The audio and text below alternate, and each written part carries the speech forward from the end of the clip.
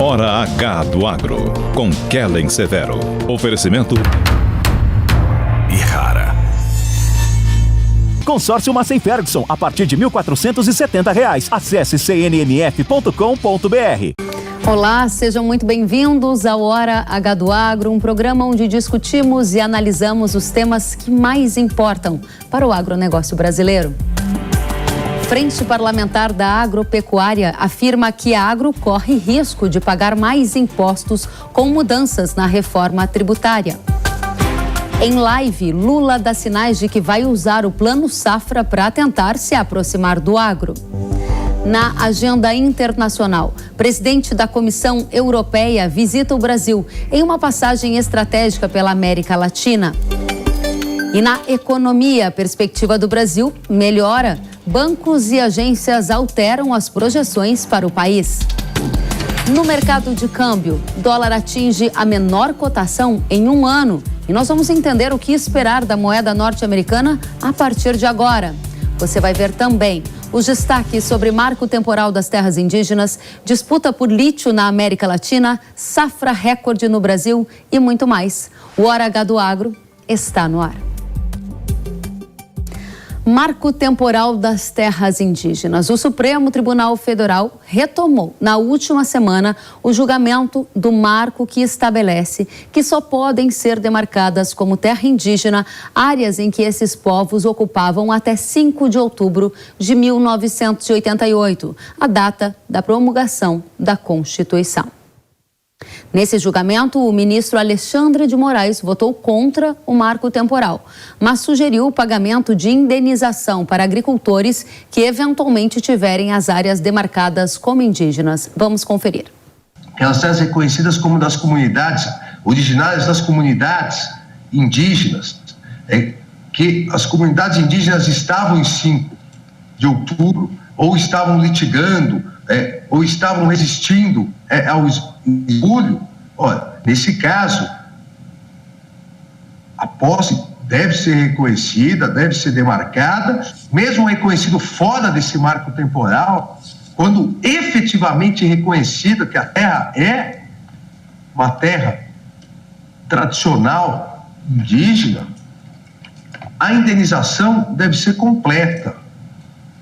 A indenização, aquele que de boa fé na cadeia dominial adquiriu, deve ser completa.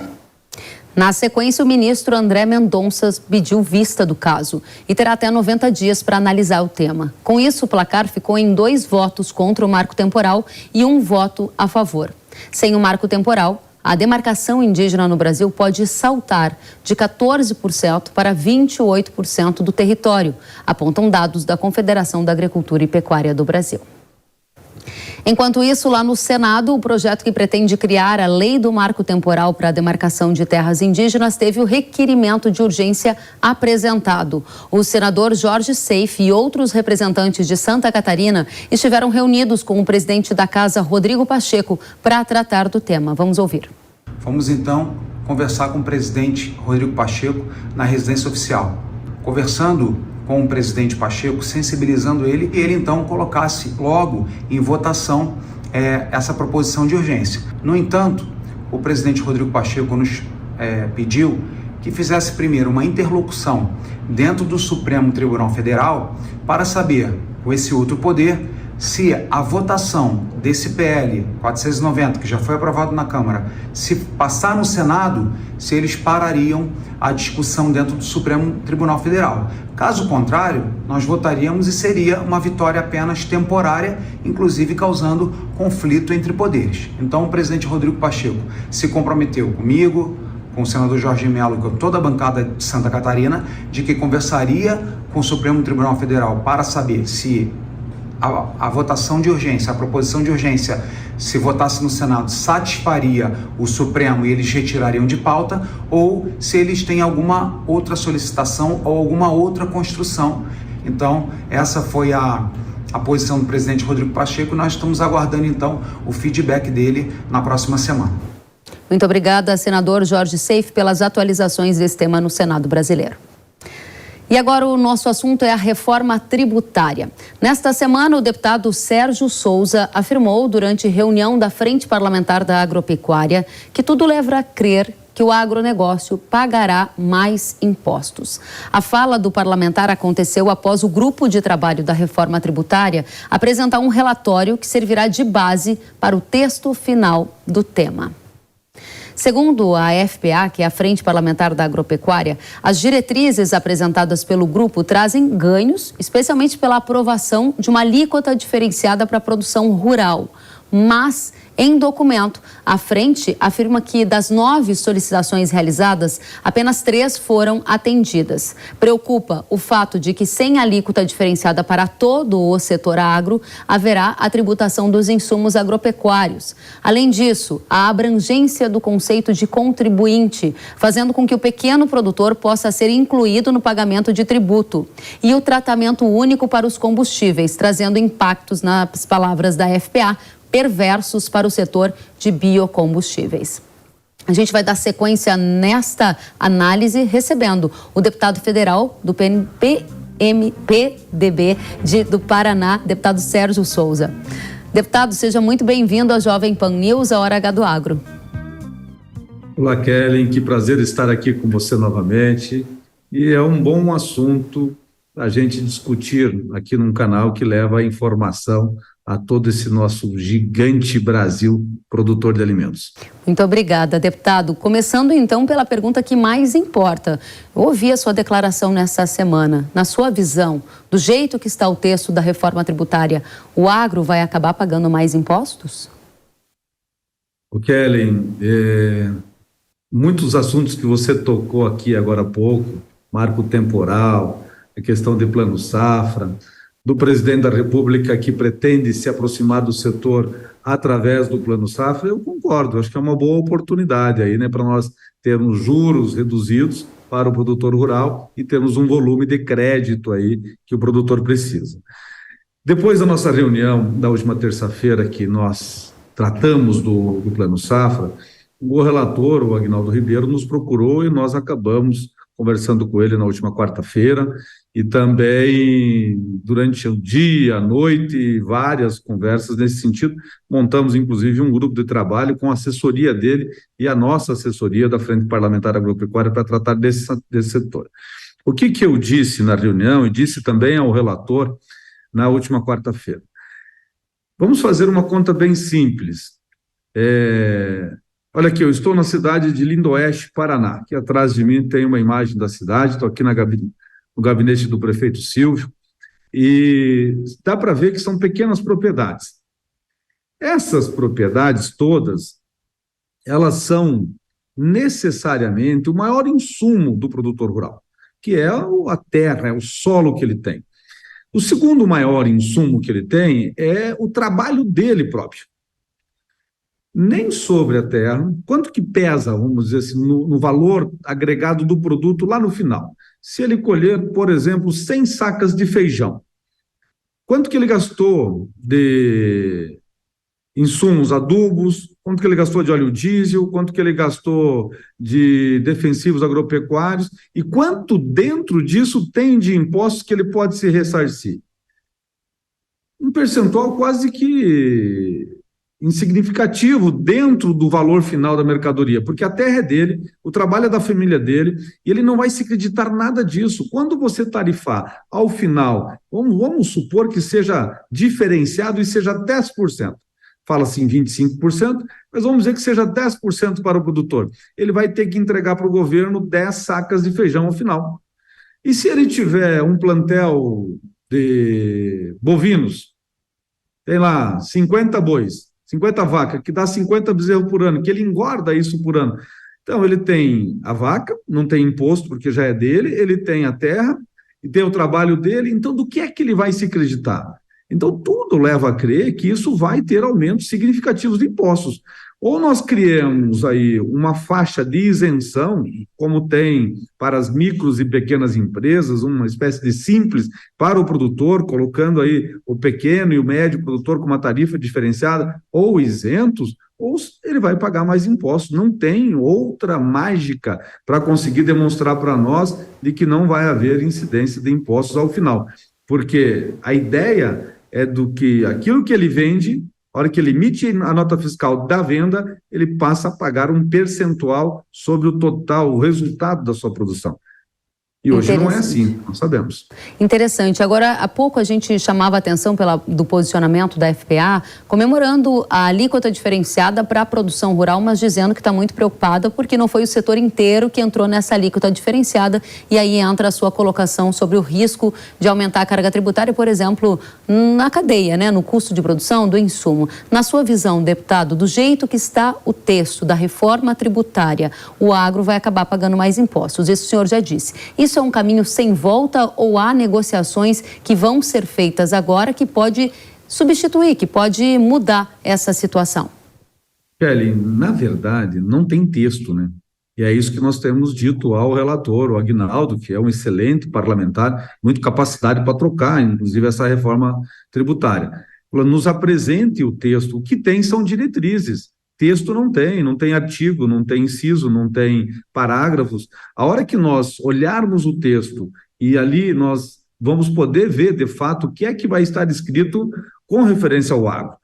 Nós estamos construindo com eles esse texto e ele ficou de nos apresentar no início da próxima semana o que interessa ao agro brasileiro, e não só o agro, né, toda a cadeia, porque o que está antes da porteira também é uma cadeia de indústria, de insumos, de máquinas, e que impacta no custo de produção do produtor. Dependendo da carga tributária que tem ali, vai aumentar o custo de produção. E depois da porteira também. Pega a agroindústria, por exemplo, a transformação da proteína vegetal em animal. Se tiver uma cadeia de uma alíquota muito alta ali nessa cadeia de indústria, com certeza o produtor vai receber menos pelo seu produto para compensar isso lá na frente. Então, na próxima semana, nós estamos esperando que o Aguinaldo, nosso relator, nos apresente o texto no que diz respeito ao agro brasileiro, para que a gente possa fazer ali a análise devida e dizer o que é que realmente é bom para nós e o que não é, porque já pagamos muito impostos. E a nossa bancada hoje é uma bancada muito coesa dentro do Congresso Nacional, tem um número de votos significativo e sem a nossa ajuda não passa a reforma tributária no Congresso. No entanto, depois que aprovarmos a reforma tributária, nós sozinhos não conseguiremos voltar naquilo que não deu certo, né? Então é agora a hora de você olhar todas as vírgulas desse texto e que ele seja bom para o nosso setor. Se eu entendi bem, o senhor está dando um recado muito claro aqui. A gente sabe da força da bancada do agro e o recado que o senhor deu é: se o texto não ficar do nosso acordo, nós não votaremos esse texto da reforma tributária. E do jeito que ele está onerando o setor que é o mais dinâmico da economia brasileira, e isso os senhores deputados não vão aceitar. O Kelly, o relator Aguinaldo e outros membros desse grupo de trabalho têm dito que não vai ter aumento de impostos. Mas nas contas que nós fazemos, da forma como está posto no texto original da PEC 45, tem sim, e muito aumento. Ele está dizendo, mas nós vamos mexer. Então, nos mostre e nos dê os dados de como é que vai ser, porque nós, de fato, nós não vamos admitir aumento de um percentual mínimo sequer para o setor produtivo rural. Você que acompanha o mercado, você está vendo aí altíssimo custo de produção, o produtor está com o silo cheio e o bolso vazio, porque o que ele colheu nessa safra recorde brasileira não está pagando o seu custo de produção. Então, se nós não cuidarmos agora, podemos ter consequências danosas, desastrosas ao setor agropecuário na frente. Muito bem. Para encerrar, o presidente da Câmara disse que tem expectativa de votar a reforma tributária ainda no primeiro semestre, eventualmente começar a discutir isso em julho. Com todas essas dificuldades e necessidades de acordo, negociação, o senhor acredita que esse é um prazo viável? Olha, nós estamos cuidando do agro, né? Com certeza o comércio está cuidando da parte dele, os serviços, as indústrias. Nós temos uma noção de que o governo tem dificuldades em custear todo o seu plano de trabalho, que ele quer mais dinheiro, mas nós estamos muito tranquilos, no sentido de que sem o nosso apoio não consegue avançar. O presidente Lira tem nos dito que quer aprovar, quer votar ainda nesse semestre na Câmara dos Deputados. Não tem problema para nós, podemos votar, desde que nós tenhamos um tempo hábil para olharmos com detalhes e com uma lupa grande este texto que vem aí sugerindo as alterações tributárias e ali discutir com a nossa equipe e convergirmos no apoio. Nós não somos contra a reforma tributária, nós somos a favor dela, nós somos contra o aumento da carga tributária para o nosso setor. Deputado federal pelo MDB, agora sim, do Paraná, deputado Sérgio Souza, muito obrigada pela sua presença, pelos esclarecimentos para a nossa audiência. Volte sempre, o senhor é muito bem-vindo. Eu agradeço, Kelly, estamos aqui no frio do sul do Brasil, aqui no Paraná, e cuidando sempre dos nossos municípios, da nossa agropecuária, que é o que suporta o nosso país. Bom trabalho, deputado, até a próxima, obrigada. E nesta semana, o secretário especial da Reforma Tributária, Bernard Apia, afirmou que a reforma terá efeito positivo no setor de alimentos. A fala dele aconteceu durante um evento da Associação Brasileira de Supermercados. O presidente Lula fez a primeira live nas redes sociais e tratou do Plano Safra e do relacionamento dele com o agro. Vamos conferir o que ele disse. Nós vamos anunciar o Plano Safra agora, tanto para a agricultura familiar quanto para o agronegócio, e eles vão perceber que da parte do governo não há nenhuma objeção a eles. Vai lembrar que o Plano Safra é uma das políticas agrícolas mais importantes para o agro. Nela, o governo anuncia um volume de recursos via crédito rural, com linhas de financiamento para custeio e investimento das atividades. Algumas das linhas têm taxas de juros abaixo das taxas praticadas pelo mercado. Essa é uma das mais importantes políticas agrícolas do Brasil. A questão é, será que o Lula vai conseguir se aproximar do agro? Vamos saber o que esperar das ações do governo para o setor com o Wagner Parente. Ele é CEO da BMJ Consultoria e está aqui conosco. Wagner, seja muito bem-vindo ao Hora H do Agro. Oi, Kelly. Prazer estar aqui com você de novo. Para a gente também é uma grande satisfação recebê-lo. Primeira pergunta é, o Lula vai conseguir se aproximar do agro? A gente acabou de ouvir uma fala dele ali sobre o Plano Safra, dizendo que não há objeção por parte do governo ao setor. A minha pergunta, ele vai conseguir e por que é vital essa aproximação entre o governo do PT e o agro, na sua opinião? Faz sentido usar o Plano Safra como gancho para melhorar esse diálogo com o setor. A gente acabou de ouvir o deputado Sérgio Souza, que é um representante da Frente Parlamentar do Agropecuária, e sabe que é a mais importante dentro do Congresso Nacional, é a que tem mais unicidade na defesa da pauta do agro. Então, usar o Plano Safra, que vem com algumas novidades esse ano, como gancho para tentar aumentar a sua base ali de 130 para 190 deputados, de 200, faz bastante sentido. Existem alguns problemas nesse diálogo desde o início do governo, a gente sabe, né, a recriação e perda de algumas competências do Ministério da Agricultura para o Ministério do Desenvolvimento Agrário, mas o fato é, talvez o principal problema desse ano seja mesmo a restrição fiscal. Né? A gente sabe que a taxa de juro mais alta, uma Selic em 14%, ela acaba aumentando o custo do Plano Safra, que nada mais é que uma equalização de taxa de juros. Então, você traz um juro de 14% para um patamar mais baixo, perto de 9% ou 8%, dependendo da linha que você tiver. Então, tem um custo mais alto que ele vai ter que negociar dentro do próprio governo, com o Ministério da Fazenda, e aí sim agradar a esses deputados, a esses senadores, e aí buscar aumentar a sua base. Não vai ser uma coisa tão simples, Kellen. Pois é, não vai ser simples. Os agricultores aguardam essa divulgação da cerimônia do Plano Safra, que é também um evento político, né, Wagner? A gente sabe que ele tem dia, hora para acontecer, vem de manchete em tudo que é jornal. Na sua opinião, ela é uma estratégia acertada se o Lula fizer, de fato, um Plano Safra mais robusto? Isso você já disse. Agora, esse caminho, ele é o único para reconstruir essa relação? Porque na sequência a gente vai abordar algumas declarações complicadas que o presidente fez logo depois de dizer que não tinha nada contra o setor. Você acha que essa relação está ficando mais azeitada ou não? Ainda não. A gente ainda não vê essa aproximação.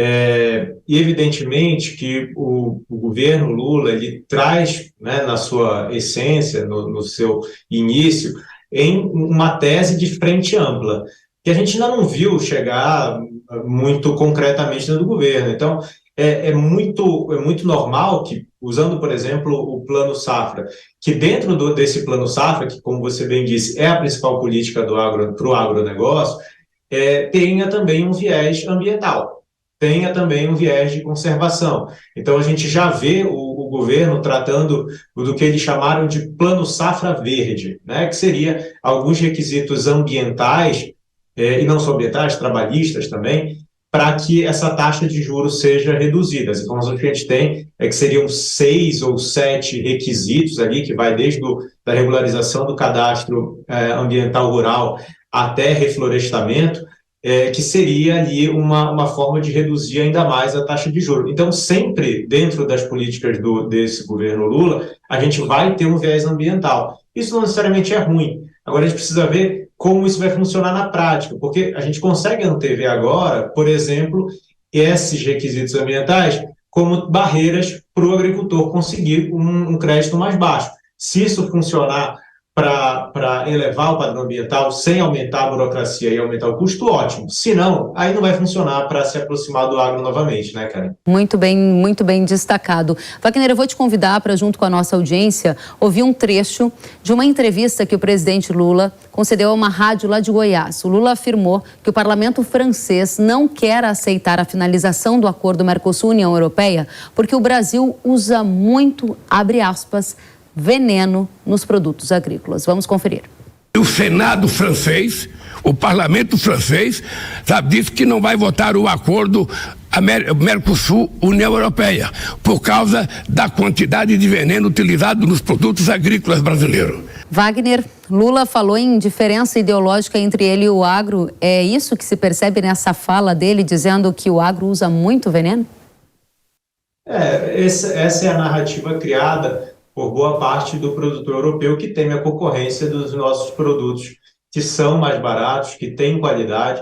E aí, essa questão do defensivo, né, do agroquímico, é alguma coisa que a gente sempre tem que enfrentar e tentar esclarecer, mesmo no meio político, para provar que, primeiro, isso não é verdade, né? A gente tem características climáticas que remetem a uma utilização diferente do que é utilizado na União Europeia, e, ao mesmo tempo, a gente não precisa entrar nessa narrativa dos europeus de que é esse o motivo que leva à não finalização do acordo. A gente sabe que existe, sim, interesses privados lá dentro, que também estão defendendo o seu mercado, que acabam colocando esse tipo de argumento na boca dos políticos. Isso não pode ser repetido pelo presidente, que em tese está para defender os interesses da produção nacional. Eu acho que nem o Lula acredita nisso totalmente, Kellen, mas funciona ali, talvez, para colocar algum argumento a mais nas negociações. No fato agora que ele busca essa reaproximação, não ajuda em nada ele trazer esse argumento, que é falacioso, além de tudo, né? Muito bem, que é um argumento falacioso, é de verdade o que você está trazendo aqui para a nossa audiência, ou seja, é falsa essa afirmação. Para fechar, você ouviu a entrevista com o presidente da Frente Parlamentar da Agropecuária e eu percebi ali alguns sinais de que a bancada do agro pode dificultar o avanço da reforma tributária se as condições continuarem a apontar para aumento da carga tributária ao setor. A minha pergunta objetiva é, Lula goste ou não goste do agro, ele precisa da bancada do agro nesse momento, Wagner? Sem dúvida. O deputado Sérgio Souza trouxe o fato de que, por exemplo, é impossível aprovar uma reforma tributária sem que haja o apoio da bancada do agronegócio. Mas não só a reforma tributária. A gente está falando de uma dificuldade muito grande que o governo tem de aprovar suas pautas, né, e isso depende muito da pauta. Por exemplo, você vê que a aprovação do marco fiscal, com quase 380 votos, foi massiva. Então, para construir maioria e aprovar pautas que são racionais, que têm alguma relação com a necessidade da sociedade, não existe tanta dificuldade para montar a base assim. Agora, para aprovar pautas que vão contra um viés um pouco mais liberal, que tem esse Congresso, aí o governo vai ter problemas sim, como teve, por exemplo, quando sofreu uma derrota relevante no marco do saneamento, né, com a revogação do marco do saneamento na Câmara, que está para ser votado no Senado também, cara. O que você está dizendo, em outras palavras, é que se a bancada do agro continuar a exercer o seu papel dentro do Congresso Nacional, ela pode fazer o governo amargar sucessivas derrotas a partir de agora, sendo contrariada em algumas pautas que são estratégicas também para o setor agro? Aí eu acho que vai da habilidade do governo, né, do ministro da Agricultura, entender quais são as pautas onde existe apoio e onde não existe apoio. A gente entende que, do ponto de vista político, esse é um governo de centro-direita, né, de centro-esquerda, mas na hora de levar temas para o parlamento, tem que se considerar que a maioria dos parlamentares eleitos, que foram eleitos legitimamente como o presidente foi, tem um viés de centro-direita. Então, a escolha dessa pauta vai dizer muito sobre o sucesso ou o fracasso do governo na relação com o Congresso. Kelly. Uma última provocação para você. Lá no começo você disse que esse governo ele foi eleito por se vender como um governo de centro-esquerda, mas que na prática ele tem se demonstrado um governo mais à esquerda mesmo. Você acha que esse governo é de centro-esquerda ou ele está atuando como um governo bem à esquerda até o presente momento, Wagner? Vamos ver como é que vem as pautas mais concretas. A gente vê e a gente conhece o presidente Lula de outros carnavais. A gente vê que nem sempre o que ele fala é o que ele faz. Então, toda essa narrativa que ele trouxe agora no vídeo que a gente viu sobre a utilização de defensivos no Brasil, tudo isso pode ser completamente desdito caso venha um plano safra que contemple os interesses do agronegócio, né? E além disso, a gente viu pautas que são caras ao agro sendo pautadas e votadas no Congresso sem que a articulação política do governo tenha feito tanto esforço assim para barrar. Então, existe o jogo político, que ele precisa falar para suas bases, mas também tem a prática na política, no dia a dia do Congresso Nacional, que é outra coisa completamente diferente, cara. Muito obrigada, Wagner Parente, CEO da BMJ, pela sua presença aqui conosco no Hora H do Agro. Sabe que é bem-vindo, volte mais vezes. É um prazer. Até a próxima. E agora a gente vai aprofundar um pouco mais a discussão sobre Plano Safra. A gente há pouco mostrou o presidente da República dando sinais de que pode trazer aí um Plano Safra mais robusto, numa tentativa de se aproximar ao setor agro. Você viu isso aqui no Hora H do Agro. Agora, a semana também foi marcada por reuniões por parte do ministro da Agricultura, Carlos Fávaro, e representantes do agro, com a Organização das Cooperativas do Brasil, a OCB, e também com a Associação Brasileira de Indústrias de Máquinas e Equipamentos, para tratar do Plano Safra 23-24. A perspectiva é que a cerimônia para o anúncio do Plano Safra ocorra na última semana de junho. O presidente da ABMAC, que esteve em uma das reuniões sobre o Plano Safra, disse que Fávaro sinalizou que o Plano Safra desta temporada será robusto. Vamos conferir.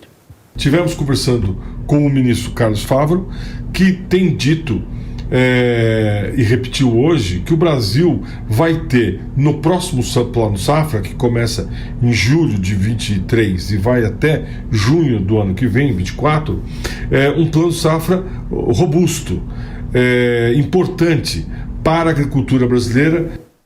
Já o economista-chefe da Federação da Agricultura do Rio Grande do Sul se diz preocupado com o Plano Safra, especialmente pela falta de data para anúncio do plano já na metade do mês de junho. Vamos acompanhar. Olha, nós estamos a 15 dias do fim desse Plano Safra e nós não temos sequer a data do anúncio do próximo. Que as relações de troca estão piorando dia a dia.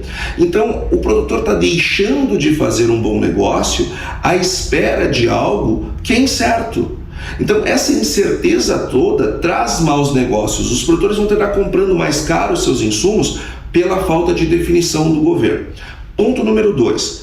Não tem recurso orçamentário e não adianta querer tapar o sol com a peneira. E me preocupa muito quando o governo ele elenca medidas sustentáveis. Então, o que isso me parece? Uma cortina de fumaça. Olha, como eu não tenho dinheiro para fazer um plano safra robusto, eu pego o pouco que eu tenho e digo o seguinte: olha, você vai conseguir pegar esse recurso mais barato se fizer isso. Ou seja, eu crio uma gincana para o produtor não conseguir acessar e depois eu lavo as minhas mãos. Eu digo, não fui eu que não liberei o dinheiro, você que não conseguiu se habilitar.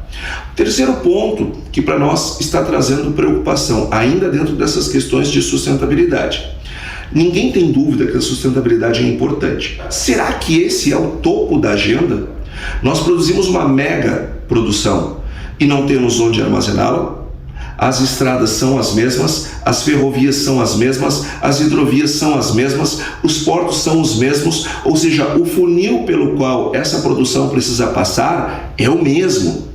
E aí então eu fico me perguntando, será que o Plano Safra não tem nada a dizer sobre isso? Então hoje o grande assunto do agronegócio é falta de estrutura, sobretudo de armazenagem. O que o Plano Safra está falando sobre esse assunto?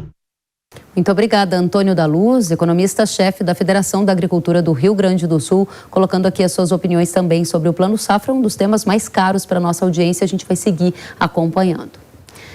E da Luz falou um pouquinho ali sobre a necessidade de armazéns no agro brasileiro. Isso é conhecido de todos que fazem parte do setor, especialmente agora com uma safra recorde. Nesta semana, o governo voltou a falar de estoques reguladores. É isso, o governo quer retomar os estoques reguladores. O presidente da Conab, Edgar Preto, informou nesta semana que a companhia está atenta aos preços dos produtos agrícolas e que o governo se prepara para retomar a formação de estoques públicos, mas para isso precisa retomar investimentos também em infraestrutura, especialmente armazéns. Vamos ouvir. A Conab está muito atenta aos preços dos produtos agrícolas.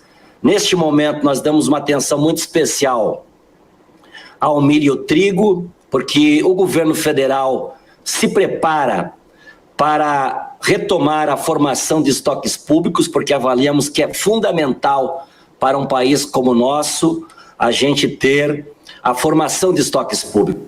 Muito obrigada, presidente da Conab, Edgar Preto, pelas informações. Agora a gente vai para o intervalo e na volta você vai ver que o Brasil recebeu a visita da presidente da Comissão Europeia. O Bloco Europeu está fazendo esforços para se aproximar da América Latina e a gente vai analisar todo esse tema em detalhes com repercussões para o agro já. Tem tudo isso, tem muito mais. Eu espero você.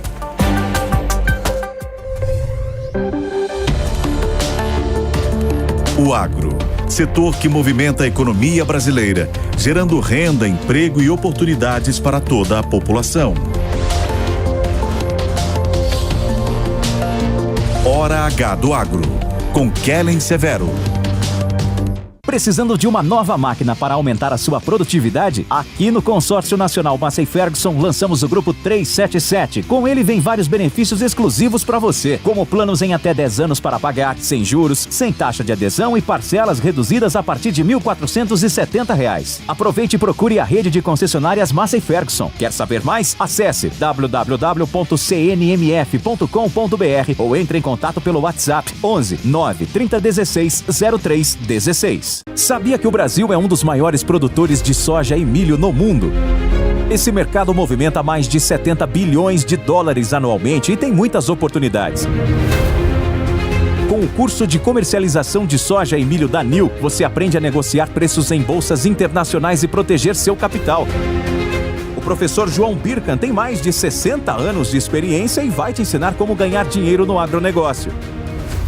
Garantir uma taxa melhor do dólar para daqui a 12 meses. Esse curso é ideal para você que quer trabalhar com trading de soja e milho no mercado financeiro e para você que é produtor e quer potencializar os lucros com sua safra. Ingresse no setor que mais cresce no Brasil. Acesse nilcursos.com.br e inscreva-se.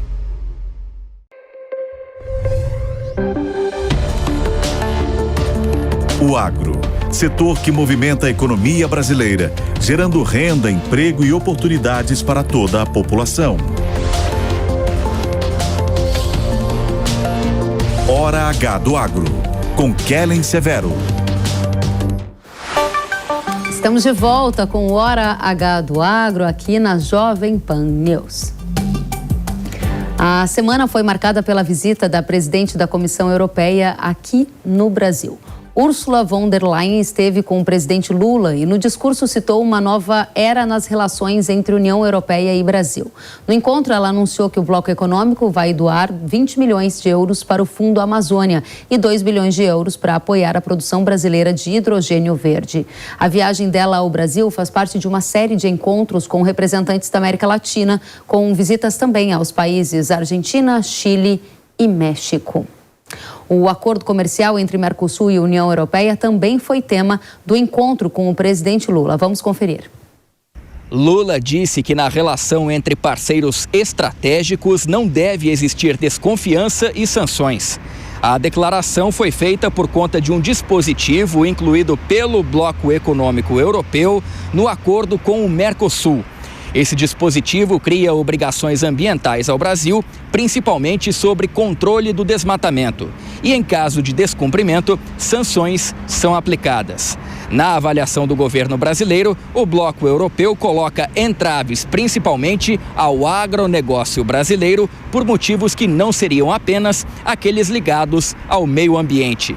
Foi diante da presidente da Comissão Europeia, Ursula von der Leyen, que Lula fez as críticas a essas possíveis penalidades previstas. Expôs a presidente von der Leyen as preocupações do Brasil com um instrumento adicional ao acordo apresentado pela União Europeia em março deste ano, que amplia as obrigações do Brasil e as torna objeto de sanções em caso de descumprimento. A premissa que deve existir entre parceiros estratégicos é a da confiança mútua e não de desconfiança e sanções. Ainda na manifestação, Lula disse também que a União Europeia aprovou leis com efeitos extraterritoriais que modificam o acordo entre os dois blocos. A presidente da Comissão Europeia afirmou que o bloco aguarda a resposta do Mercosul ao que chamou de compromissos adicionais apresentados e que está disposta a ouvir as razões dos países sul-americanos.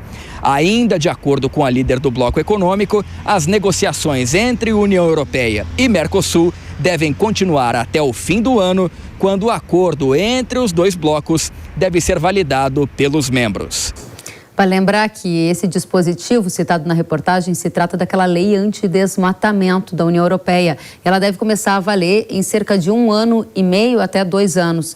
Nessa legislação, a Europa proíbe a entrada de produtos agrícolas como soja, café e carne bovina vindas de áreas de desmatamento ilegal e também legal. Ou seja, mesmo que o Brasil permita essa supressão de vegetação, após dezembro de 2020, o produto fica impedido de entrar lá na União Europeia. A União Europeia vem perdendo a importância nas nossas exportações do agro. Em 2012, por exemplo, 21,7% dos nossos embarques agrícolas tiveram como destino a Europa. E em 2022, esse número caiu para 16,1%.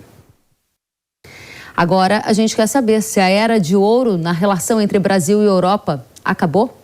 Tiago Aragão, diretor de estratégia da Arco Advice, é o nosso convidado. Tiago, seja muito bem-vindo ao Hora H do Agro.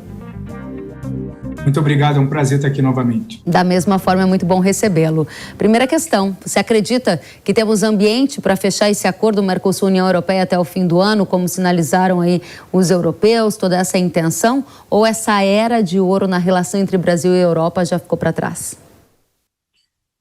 Bom, primeiro que eu não vejo uma unidade de visão e percepção entre os europeus, né? Existem inúmeros interesses distintos entre eles e por mais que eles conseguiram apresentar uma visão de uma proposta que pode ser feita com o Brasil, no fim das contas existem alguns países que não têm tanto interesse de avançar isso quanto outros. A França, por exemplo, é notório que o posicionamento dos fazendeiros franceses ao longo dos últimos anos tem sido de dificultar um relacionamento entre a União Europeia e o Mercosul, e é compreensível o lado deles, até porque eles percebem que o Brasil pode acabar prejudicando a capacidade que eles têm de dominar determinados setores do mercado. O pulo do gato, que foi a grande sacada do governo francês, que acaba se expandindo um pouco para outros governos, é vincular os temas ambientais. Obviamente, eles não levam em consideração que o Brasil tem regras de tratamentos e cuidados ambientais que são muito mais avançados do que os que tem em diversos países europeus, inclusive a França. E quando se trata e coloca um assunto desse como um condicionante para um acordo, isso cria uma situação assimétrica entre os sócios, ou seja, não há mais sociedade. O que existe é uma relação entre um acima e um outro abaixo. Isso explica por que o percentual de comércio entre Brasil e União Europeia tem diminuído de 2012 para cá. Ou seja, tem todas essas questões colocadas na mesa e tem essa dificuldade da França que você acabou de citar, trazendo ali as dores dos próprios agricultores de lá. O que está acontecendo na Europa? Você disse que a Europa não é uma coisa só, né? Tem várias visões dentro da Europa. A gente tem noticiado aqui, numa sequência de semanas, algumas medidas que estão acontecendo lá. Eu vou te chamar para a gente ver uma que foi destaque no Financial Times nessa semana. Dá uma olhadinha, você e o pessoal de casa, né? Enquanto a União Europeia aumenta as exigências ambientais para exportadores, países que compõem o bloco econômico seguem sofrendo com a disparada dos alimentos. Nessa semana, uma reportagem do jornal Financial Times, que está ilustrada na TV, revelou que após pressão do governo, produtores rurais concordaram em reduzir os preços dos alimentos na França. Segundo o ministro das Finanças do país, 75 produtores se comprometeram a reduzir os valores até julho e que as autoridades iriam realizar verificações para garantir que os produtores cumprissem os seus compromissos. O ministro francês ameaçou ainda nomear e envergonhar aqueles que não cortarem os preços e cobrar um imposto inesperado dos produtores rurais se as cotações não começarem a cair. Tiago, parece até uma história estranha. O que está acontecendo na Europa, hein? Olha, isso foi noticiado pelo Financial Times, ele acaba explicando metade da história, né? Porque toda negociação tem compromissos feitos pelos dois lados. Então, não é nenhuma coincidência que a União Europeia, nas últimas semanas, ela colocou novas cláusulas de negociação com o Brasil, que acabam dificultando e, eventualmente, até punindo o Brasil por questões que não estão diretamente relacionadas ao acordo em si, e acaba prejudicando a assinatura pelo lado do Mercosul. É natural. Então, se os fazendeiros franceses eles estão abrindo mão de reajustar seus preços por conta da inflação no país e a tentativa do governo de conter a inflação, o lado do governo aceitou a narrativa dos franceses de colocar um pé no freio na formalização de um acordo com o Mercosul. Então, o que a gente vai ver é que enquanto essa situação não se normalizar na Europa, e está tudo conectado, a questão da inflação está alta porque quando a gente teve o início da guerra na Ucrânia, a gente tem um volume de trigo que passou a ser isolado do mercado, que era exportado a partir da Ucrânia, criando uma inflação em cima desse grão especificamente. Isso acaba se estendendo para outros produtos, outras commodities, que acaba afetando e gerando inflação e afeta os fazendeiros franceses. Então, é natural que eu não vejo, até o final do ano, uma solução clara num acordo entre Mercosul e União Europeia, até a situação doméstica, como na França, agora mencionado, se solucione por questões inflacionárias que são decorrentes de temas terceiros, como a guerra na Ucrânia. Muito bem. É precipitado concluir que a relação de ouro entre Brasil e Europa já ficou para trás? Olha, eu acho que sim, já ficou para trás. Pode nascer uma outra era de ouro entre Brasil e Europa. Agora, o momento de ouro da União Europeia entre os seus membros, ela também parece que já vem passando. Isso começa desde a saída do Reino Unido até uma dificuldade de se gerar uma linha comum entre todos os membros. À medida que o mundo vai se dividindo numa questão baseada nas tensões entre Estados Unidos e China, e isso começa a criar novos blocos de, pelo menos, apoio ou influência geopolítica entre um e outros, isso acaba também gerando uma sequência de sentimentos nacionalistas em todo o mundo. Então, a gente vê a Hungria, por exemplo. A Hungria do Viktor Orbán, ela tem um sentimento nacionalista muito mais forte do que um sentimento europeu, por mais que faça parte da União Europeia. Então, a era de ouro da própria União Europeia também é algo que já está para trás. Interessante, isso conecta muito com a minha próxima pergunta a você, né? Essa visita da Europa aqui na América. Vamos chamar a atenção do Tiago e de todos que nos assistem para uma notícia que marcou essa semana também. A União Europeia e o Chile concordaram em fechar uma parceria em relação ao lítio, elemento fundamental para a fabricação de baterias para veículos elétricos. Segundo a agência de notícias AFP, o Chile é responsável por 34% da produção mundial de lítio e possui cerca de 36% das reservas do planeta. O que a Europa está buscando por aqui, hein, Tiago? Olha, é absolutamente importante, não só para quem lida com comércio exterior, quem acompanha tecnologia ou relações internacionais como um todo. Lítio hoje é o minério mais importante do planeta. E isso coloca o Chile, a Argentina e outros países numa condição de importância estratégica como esses países nunca tiveram.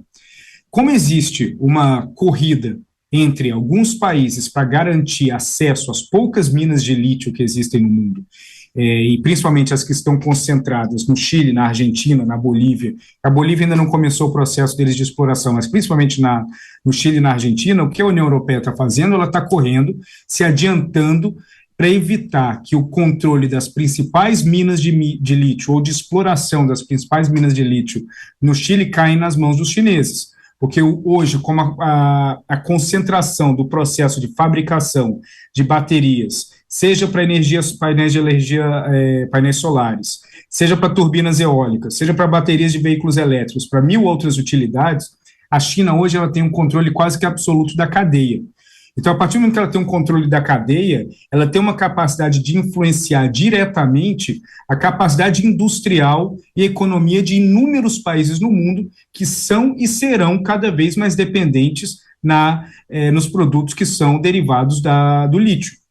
Então, a partir do momento que a União Europeia se faz um acordo desse com o Chile, eles estão garantindo um fluxo próprio de lítio para dissociar e diluir um pouco da dependência que eles têm da China hoje. Então, esse foi um movimento muito importante e muito interessante pelo lado da União Europeia. Muito importante as suas considerações. Para a gente amarrar tudo que você brilhantemente trouxe para a gente, por que o agronegócio precisa prestar atenção em tudo o que está acontecendo e que a gente trouxe aqui na pauta? Quais são os pontos mais relevantes de conexão? O agronegócio, principalmente o agronegócio brasileiro, ele é altamente sofisticado tecnologicamente falando. Então, o nosso agronegócio, ele se tornou o mais poderoso do mundo pela nossa capacidade não só de gestão e também do ambiente fértil que nós temos no país, mas pela capacidade de unir ciência e tecnologia dentro do processo de gerar e plantar e colheita no país. Então, a partir do momento que o Brasil ele tem um papel muito importante, não só na produção agro, mas também na utilização de tecnologia na área agro, é imperativo que o Brasil observe como que os outros países que estão diretamente ligados, seja como fornecedores dessas tecnologias, seja como compradores do produto final, como que eles interagem entre si, porque isso vai indicar, pode indicar para muitos produtores as dificuldades e oportunidades de curto, médio e longo prazo, por conta desses relacionamentos entre os países. Se a partir de amanhã a China garantir o acesso à enorme maioria de minas de lítio no mundo, nós vamos ter plena consciência de que a China vai ter um controle na formulação e criação de baterias e, consequentemente, eles vão poder colocar o preço que eles querem em veículos elétricos ou outras tecnologias que utilizam essas baterias. Isso acaba afetando o agro e todas as áreas de logística e de exportação também. Nosso tempo está esgotado e eu vou te fazer uma última pergunta. Dentro desse contexto que você chamou a atenção, de oportunidades e desafios dentro desses parceiros comerciais, fornecedores ou até clientes, o que você vê de mais urgente? Você já deu algumas pistas aqui na sua fala. Olha, eu acho interessante para o produtor brasileiro ele sempre estudar a capacidade e a possibilidade de diversificação. A gente tem uma ideia, às vezes, errada sobre dependência. A dependência ela não é só de quem compra 100% do produto que você faz, mas a dependência maior nesse relacionamento é seu de vender 100% do seu produto para um comprador. A partir do momento que existe essa dependência, aquelas decisões e o posicionamento do seu comprador no país deles tende a ter mais impacto para o seu negócio do que as decisões que são tomadas em Brasília. Então, para o produtor brasileiro, é absolutamente imperativo não só compreender a fundo como são seus compradores, mas também buscar uma diversificação cada vez maior no seu portfólio. Tiago, muito obrigada mais uma vez. Tiago Aragão, diretor de estratégia da Arco Advice. Volte sempre, é muito bom ouvi-lo. Muito obrigado, um prazer. Até a próxima. A Companhia Nacional de Abastecimento, a Conab, atualizou as projeções para a safra brasileira de grãos. A entidade estima que o Brasil vai produzir 315,8 milhões de toneladas, alta de quase 16% em relação à safra passada e o maior volume já produzido na história. O resultado é puxado principalmente pela safra de soja, que já foi colhida no Brasil. A Conab indicou que serão produzidas 155,7 milhões de toneladas, um aumento de 24% e um volume recorde. Outra cultura que também contribuiu para a safra recorde de grãos é o milho. A safra total do cereal é estimada em 125,7 milhões de toneladas, uma alta de 11%. A segunda safra, que está em fase inicial de colheita, deverá atingir 96,3 milhões de toneladas. E nesta semana, o Itaú revisou as projeções para a economia brasileira. O crescimento do agro é apontado como um dos motivos da elevação da projeção do PIB do Brasil para o ano pelo banco. Vamos conferir. A primeira delas foi o PIB, que a gente projetava com alta de 1,4% em 2023 e agora esperamos que vai crescer 2,3%. Uma boa parte dessa revisão veio do PIB do primeiro trimestre, que teve surpresa forte no agro e aí deixa um ponto de partida alto para o ano, que significaria, se os demais trimestres ficarem completamente parados, crescimento na casa já de 2%. Somando a isso, a gente entende que o consumo deve ser um pouco melhor que o esperado, com mercado de trabalho forte e reforços como o aumento do salário mínimo. Nós reduzimos nossa projeção de inflação de 5,8% para 5,3%, colocando na conta que gasolina cai mais, incorporando mais recuo da inflação de mercadorias, com peso importante aqui para alimento. Uma cara melhor da inflação para o curto e médio prazo, junto com a perspectiva de que não vai ter mudança de meta, deve permitir cortes de juros um pouco antes do que a gente tinha na conta. A gente agora acha que o BC começa o movimento em setembro, em vez de na reunião da virada de outubro para novembro. Eles começam devagar, e as projeções para o fim do ano não mudam, 12,5% em 2023 e 10% de Selic em 2024. Para fechar, o ambiente externo vem favorecendo muito as moedas de países que pagam mais juros e a percepção de riscos domésticos melhorou um pouco, então nós revisamos de 5,15 para R$ 5,00 por dólar a nossa projeção para a taxa de câmbio ao final do ano. Muito obrigada, economista Pedro Renaud, por trazer as atualizações de cenário na visão do Itaú BBA. A agência de classificação de risco S&P Global elevou nesta semana a perspectiva da nota de crédito do Brasil, de estável para positiva, algo que não acontecia desde 2019. A nota de crédito é uma espécie de selo que atesta se um país é um bom pagador ou não. Em comunicado, a agência disse que a perspectiva reflete uma certeza maior de que uma política monetária e fiscal estável poderá beneficiar o PIB do Brasil. E na pauta econômica, outro destaque desta semana foi a queda do dólar. Na quarta-feira, a moeda chegou a fechar com queda de mais de 1% e tocar ali em 4,80, o menor patamar em cerca de um ano. E na quinta-feira, aí rompeu os 4,80 e a mínima ficou em 4,79. A gente vai saber qual é a tendência do dólar a partir de agora na visão do analista de inteligência de mercado da StoneX, Leonel Matos, que faz companhia para a gente nessa edição. Leonel, seja muito bem-vindo à Jovem Pan News.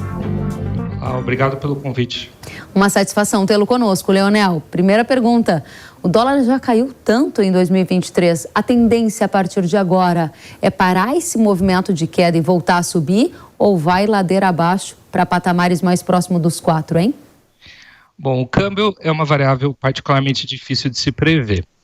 Porém, a gente imagina que para os primeiros meses agora a tendência ainda é baixista, por conta principalmente desse saldo comercial muito positivo que a gente está tendo, impulsionado pelas exportações de commodities agrícolas e desse otimismo que a gente vê no cenário macroeconômico brasileiro, mencionado agora, né? Com o crescimento do PIB superando as estimativas iniciais, a trajetória da inflação também caindo mais rápido do que era esperado, gente imagina que isso vai ajudar a taxa de câmbio a manter essa trajetória de queda. Porém, o segundo semestre, tradicionalmente, costuma ser um período em que a taxa de câmbio sobe mais, principalmente nos meses finais, novembro e dezembro, que é uma época em que tem mais saídas de lucros e dividendos, os bancos também fazem mais operações de hedge, então fica um pouco difícil imaginar que esse movimento de queda vai se perpetuar ao longo do segundo semestre, é mais provável que ele tenha alguma correção ali no final do ano. A StoneX faz projeção de câmbio? Vocês estão mais próximos de 5 ou 4,50 no final do ano? A gente não tem uma projeção própria divulgada publicamente, a gente trabalha mais com os números divulgados pelo BC, com a projeção Focus, que agora termina o ano em 5,10.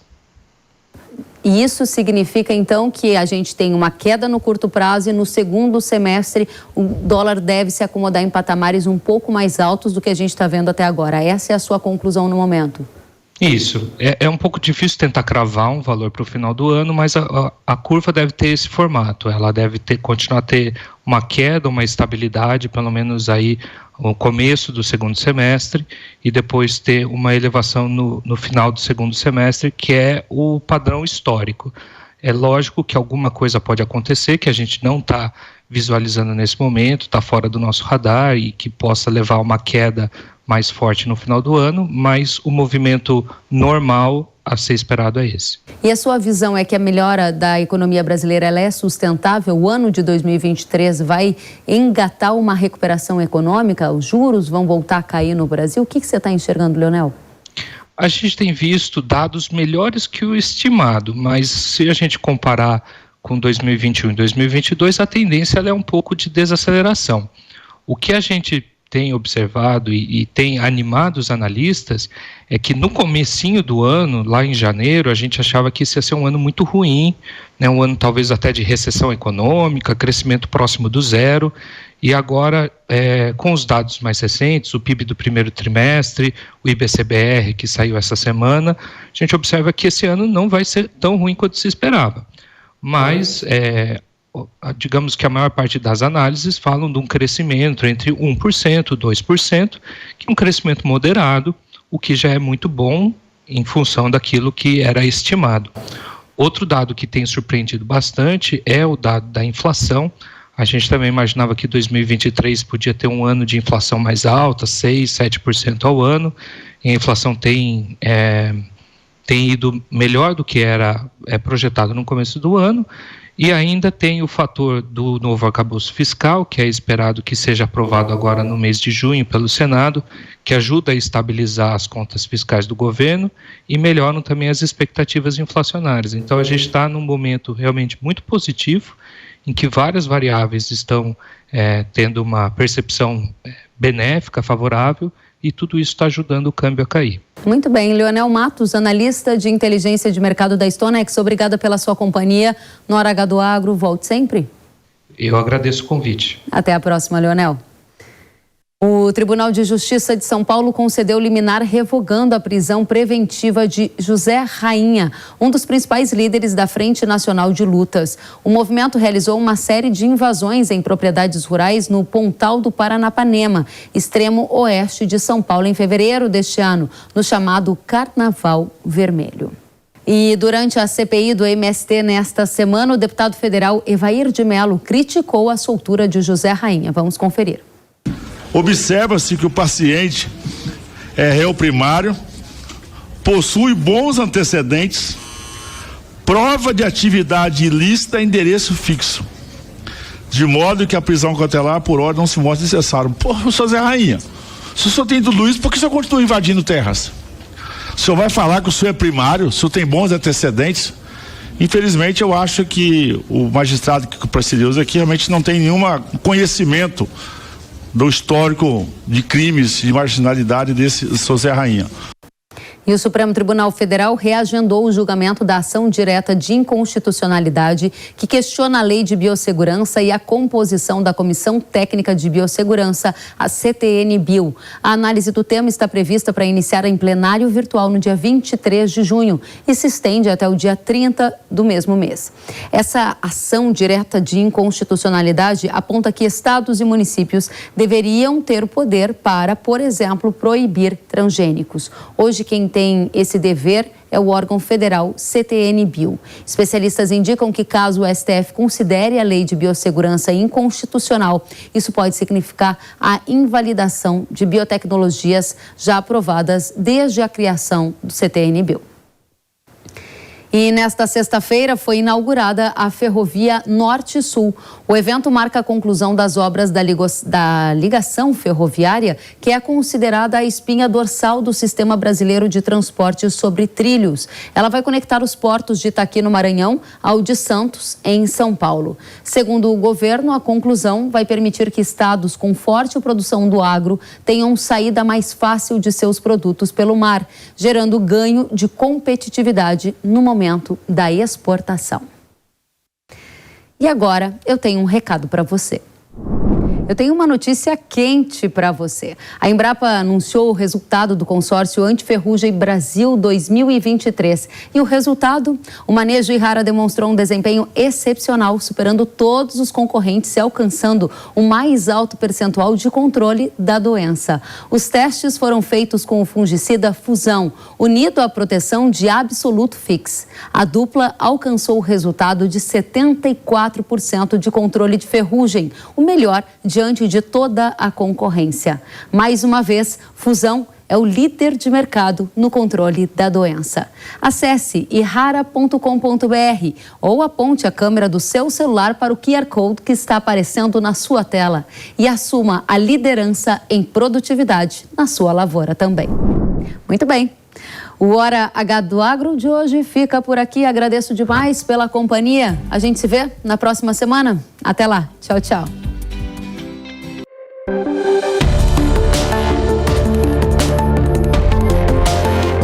Hora H do Agro, com Kellen Severo. Oferecimento Yhara. Consórcio Massey Ferguson, a partir de R$ 1.470. Acesse cnnf.com.br. Realização Jovem Pan News.